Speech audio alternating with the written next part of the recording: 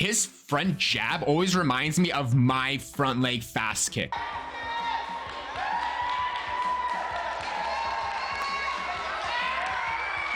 Homies, welcome back to the channel. Now, for those who are new here and this is your first time watching, join me in learning more about sports and the history behind it all. I myself am a former Olympian in Taekwondo, so that meant I had to sacrifice a lot of things. So with that out of the way, let's just jump into the video. In the early 2000s, the entire world would tune into Memphis, Tennessee, to witness an event very few thought possible. A heavyweight championship fight between Lennox the Lion Lewis, Mike Tyson, and Iron Mike Tyson. I really want to know how. An event that would rival the build-up and tension of heavyweight's golden era. The Rumble on the River would help define the legacy of the two titans of boxing. Very curious. If you bought into the media frenzy, public perception, and promotional materials, this wasn't simply a battle between champion and challenger. To many, Lewis wasn't only defending his titles, he was defending the reputation of boxing itself. We obviously watched Mike Tyson versus Lennox Lewis, but I'm just curious to know, would this style or this technique that Lennox Lewis used beat Mike Tyson in his prime? Put it down, not out of respect for the media. That Dave I Chappelle. don't want Tyson to kick my ass for disturbing his workout. Because at this time, the sport had a major PR problem, and his name was Mike Tyson. I'm the most brutal and vicious and most ruthless champion there's ever been. There's no one can stop me. Lennox is a conqueror. No, I'm Alexander. He's no Alexander. I'm the best ever. I love There's this never saying. been anybody ruthless. Heard it so many Sonny times. I Liston, love I'm it. Jack Dempsey. There's no one like me. I'm from their claw. Poetic. There's no one that can match me. My style is impetuous. My defense is impregnable. And I'm just ferocious. I want your heart. I want to eat his children. Praise be to Allah. In fact, after a press conference brawl that had left the bit his WBC leg. president unconscious and a dental impression on Lennox Lewis's thigh, what? promoters had to reschedule the fight and move it to a Really? state that hadn't revoked Tyson's boxing license. But as dark as Tyson's Interesting. personal life became at that time, he never stopped caring about the heart of boxing or his own legacy. He wished to once again prove that he was the baddest man on the planet, and if he won, the only heavyweight to win a world title in 3 separate decades. A baptism through victory. For the great Lennox Lewis, the chess-playing I did not know heavyweight, that. beating Tyson wasn't about proving He was who trying to was make the a comeback. best heavyweight in the world. In his mind, he had already done that several times over. Heading into this record-breaking pay-per-view headliner, Lewis was a 3-time world champion, Wow. 2-time lineal champion, Okay. and the undisputed heavyweight champion. But he still needed to discipline boxing's bad boy. And while the odds makers had Lewis as a 2-to-1 favorite, his only 2 losses had come via one-punch KO. Yeah. Something Tyson was still well capable That's of, McCall especially during line the hit. first few rounds. While When he Tyson was no playing with longer his exemplified food. a textbook PeekABoo style, he wasn't too far off of his signature form.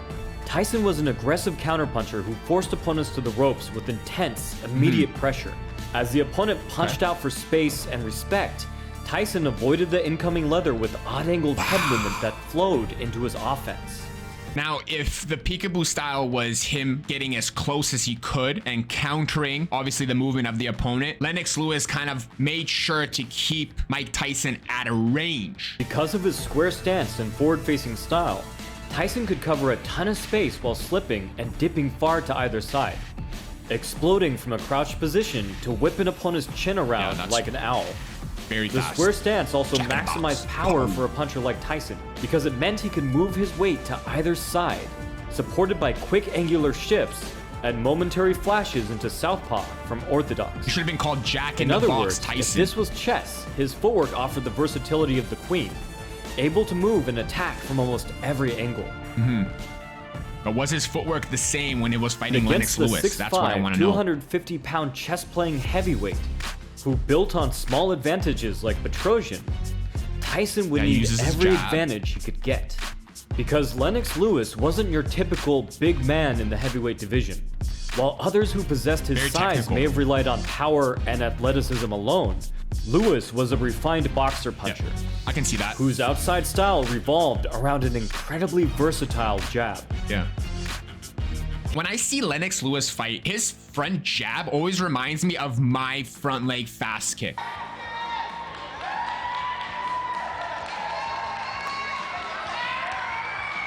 attack. That's why I liked watching him compete and fight, because he uses his front jab to just measure his distance. He wants to know and feel the opponent moving either backwards or staying still, coming forward, right? To me, it's his kind of measurement, because he always comes out with the reverse punch as his actual power punch, which is really cool to see. I'm still just wanting to know more about this specific fight and how he utilized it all. His most common lead hand attack was a stiff rising jab that cut up from underneath an opponent's guard.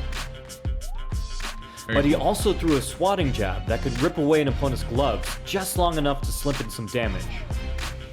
He also had a looping jab that looked something like a lead arm straight hook. While each weapon was effective on its own, Lewis could effortlessly flow from one type to the other, even changing the direction of his glove mid-punch as a sort of directional feint. But while Lewis preferred to box from long range, he wasn't afraid to dive in and get dirty if he smelled blood in the water. Like that time he Lewis almost was got no knocked out. stranger to roughhouse tactics. He would lean on and bully shorter fighters, using every legal advantage that he could. Wow, you can do that. You can cover their eyes like Even that. with all these factors stacked against him, Tyson's ferocity, experience, and unpredictability caused many to bet the house on a 2-1 underdog win. Interesting, okay. The night arrived, and the tension was as thick as a cement brick. Not wanting a repeat of January's press conference brawl, Tyson and Lewis were kept as far apart as possible for the entirety of the and fight. security. There's They security waited 3 everywhere. hours apart, stayed in homes that were 20 miles apart, and on fight night, the two fighters emerged from their locker rooms that were placed as far apart as the building's blueprints would allow. With riot shields under the ring, both fighters would be escorted by armed police. That's unreal, Now, dude. each man stood opposite the battle line, staring across the ring, eager to capture their place in the canon of heavyweight fighting. There would be no center ring stare That's what you had to do. no glove touch. Like a gladiator deathmatch, there was no room for civility here. After all the buildup, all the bad blood, and all the tension, This must have been finally, bad. the bell rang. Both men charged to center ring. Okay. But while Lewis had the far greater reach, Tyson was finding success with his jab, mostly due to his wide and low head movement. Like a shark dipping below water, his punches came from unseen depths, catching Lewis by surprise. One sending the towering champion stumbling towards the ropes. I don't see Mike Tyson actually doing like fast movements or like the fast ducking. I know that someone wrote in the comments that he kind of gained more weight and he was lacking in the movement as he was when he was in his prime, and I can kind of see that. Of course, Mike Tyson wasn't content with jabs alone. He charged in with vicious intent, trying to topple his opponent with every single shot. But the larger man would not be bullied. Yeah. Lewis shot a whistling uppercut on the retreat and started roughing up Tyson as soon as his back hit the post, leaning on the shorter fighter and framing to create some space and return fire. While Tyson was nearly doubled over, Lewis slipped a bone-rattling left hook behind his glove, then pelted his guard with uppercuts. The fighters fell into a clinch, and referee Eddie Cotton sprinted to separate the two. Yeah, because you never know what's gonna happen. Perhaps trying to No minimize biting the the ear. risk of Tyson's cannibalistic instincts. Tyson was undeterred. In the final minute of the round, Tyson slipped to the outside of Lewis's left jab. He just can't get in and there. leaped forward with a thudding left hook, catching the champion square on the chin. However, other than a slight stumble, Lewis's jaw proved solid. For now. If the first round was intense, the second was frustrating for both men. While Tyson was still dipping below the jab, he wasn't as able to capitalize on his way back up. Lewis stayed long and parried Tyson's jabs from the outside. It's not the same, right? It's not the same And like when Tyson Tyson. decided to dive in with heated leather, Lewis would smother his He's work trying to fight like range with sand range. on an open They're flame. getting in close. Using overhooks and collar ties, Lewis would stunt Tyson's offense by leaning on him. Yeah. But it wasn't all coming together for Lewis either. While his jab was becoming a larger factor, he was still struggling to catch Tyson clean. So while Tyson wasn't finding the mark with his offense, he was still able to stay defensive with his dynamic head movement. A perfect example was Lewis's ripping rear uppercut, a tool ready-made for a forward-facing, shorter opponent, especially for a bulldozing fighter that came in head low That's like what I thought so Tyson. too. Despite this, Tyson's twisting, tilting body movement placed his head too far I off really the want to center see line prime for the Tyson versus uppercut to Lennox ever Lewis. land That would have been flush. sick. So round 3 was all about the war of the jabs once again. Okay, so still jabs. Both men landing, sometimes at the same time. Lewis's busier offbeat jabs now had a presence. But Tyson's were still hitting harder. Then, with 50 seconds left in the round, Tyson finally landed a massive left hook. Imagine if Lucky that was for Lewis, he was able to ride away from the follow-up hook, That ended keeping his Lennox? composure and consciousness safe for the rest of the round. Round 4 opened with what turned out to be a critical exchange. As Tyson waded in, Lewis used one of his tricky jabs, turning it from a pawing lead to a stiff check hook. And although it didn't And the seem like boxing much, language this is strategy from unknown here to on me. out would stop Tyson's inside dipping jab setup cold. This shut down Tyson's favorite way to set up his jab and his hook. Wow. When Tyson tried to enter with an inside slip, he would instead run right into Lewis's knuckles. Unfortunately for Mike, he wasn't nearly as effective with the outside slip jab. Oh no. Lewis had already halted his progress there as well. Do you think Mike Tyson came up with a game plan specifically for Lennox Lewis? Because I believe Lennox Lewis had a particular strategy when facing Mike Tyson. Like, he knew what Mike Tyson was going to do and what he likes to do, and he was just banking that he's going to be using the exact same thing, right? But I don't know. That's just my opinion and what I see. Frames and tie-ups to stop him cold, and following up with short, tight shots from there. With Tyson's jab essentially gone, Lewis could finally display the full power of his own jab. With each passing exchange, Lewis's barrel of a straight right was inching closer and closer to its target.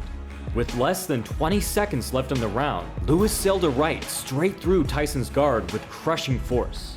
The heavyweight menace seemed to buckle, and Lewis helped by leaning hard on the back of his neck. Is that allowed? As Tyson fell to the canvas, Lewis gave a parting shot to his vulnerable ribs. Mike looked Did it up, connect? It didn't seeming look like it unsure of what connected. happened.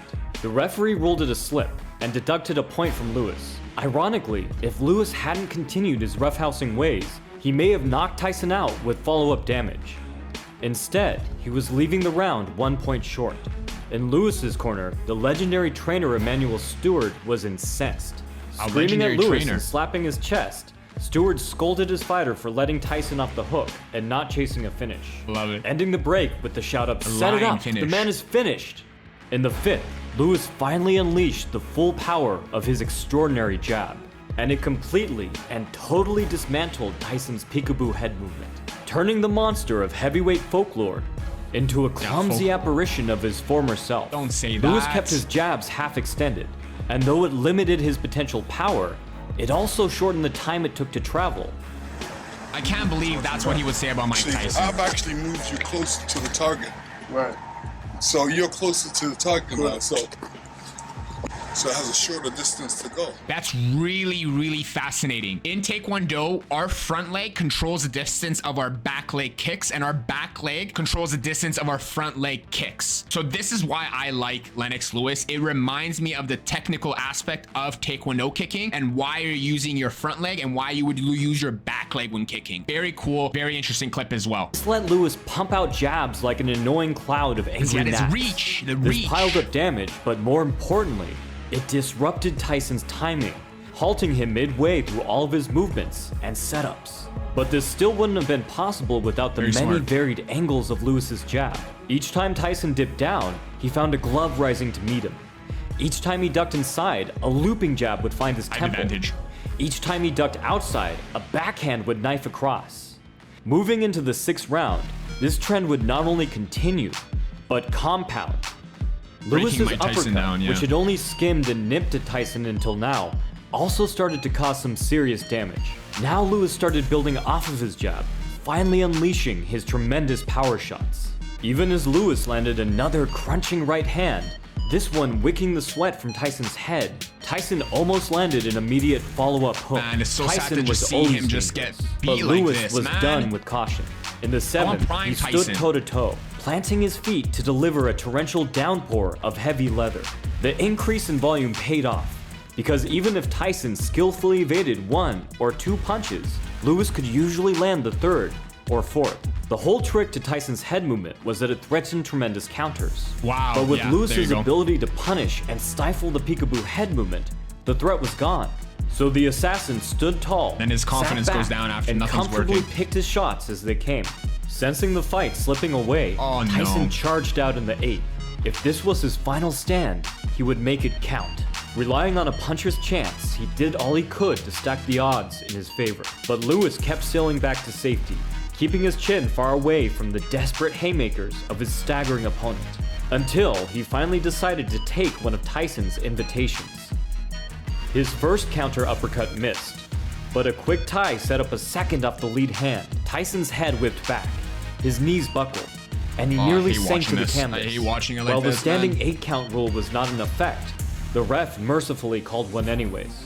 But all it did was delay the inevitable. Lewis continued his onslaught, man, it's hard to lighting watch. up Tyson with Hard to stabbing watch. jabs and hooking shots that came from all angles. No more. I don't Tyson wanna held watch. on This the is my best he last one. could, not willing to go down without a fight. But after asserting insane pressure with long, punishing combinations, Lewis finally delivered a checkmate, timing Tyson's slip to intercept with a crippling right hand. Lennox Lewis had conquered boxing's most feared heavyweight, banishing him to the depths of the blue canvas. Lewis had fought the perfect fight. Yeah. While Tyson's style and coaching had certainly changed, and few believe for the better, that's not the lesson or the takeaway here. It was Lewis's ingenious strategy and cunning execution that proved too much for the PeekABoo style. Mike Tyson once said that boxing is a thinking man's game, and as Coming out such, of your head, this dude. fight is a testament to both Emmanuel Stewart and certainly the fearsome lion, the great, the legendary Lennox Lewis. The modern martial artist, thank you very much for the video. I just really wanted to dig deeper into that fight just to really see what was going on, because it wasn't the whole fight, it was just the ending where Tyson kind of fell. I saw a few things and I wanted to dig deeper because I like the way Lennox Lewis approaches his fights. Very tactical. It's like chess. And in Taekwondo, we approach every single fight like a chess match. We always think 5 steps ahead and we plan each movement and each kick. And that's what I see from Lennox Lewis. So I was really intrigued to see, did he specifically have a plan for Mike Tyson's PeekABoo style? And did Mike Tyson also have a plan or strategy to fight someone like Lennox Lewis? To me, it seemed like Lennox Lewis obviously had his coach bringing him up, maturing him, teaching him lessons and growing him nice and patiently, whereas Cus knew he didn't have enough time, so he wanted to speed it up, get as much out of Mike Tyson as possible before he had to leave. Then when Mike Tyson was in a different environment, you can see that priorities changed, and instead of kind of aging him nicely, they seeked all of that energy out of him, all of his prime, and transferred it into promotion cash. So it's always so sad to see one of my #1 boxer being beat like this for like the 3rd time. Very tough. But if you guys enjoyed the video, make sure to hit that like button, consider subscribing, it helps a lot, and I'll catch you guys in the next one. Cheers for now. Peace.